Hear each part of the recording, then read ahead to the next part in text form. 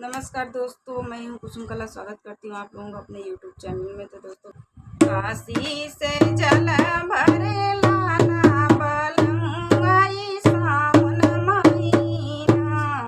काशी से जल भरी लाना बलम आई सावन महीना। सासू ससुर जी के संग ले चलना, सासू ससुर जी के संग ले चलना।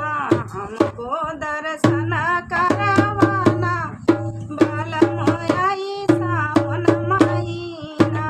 बाबा का दर्शन करवाना बलम आई सावन महीना। काशी से जल ले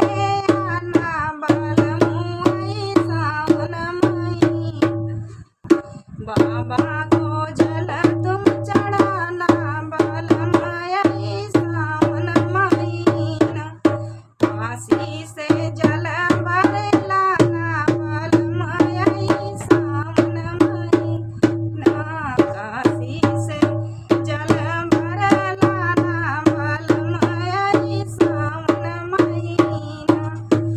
जेठा जेठानी को संग ले चलना, जेठा जेठानी को संग ले चलना। बाबा के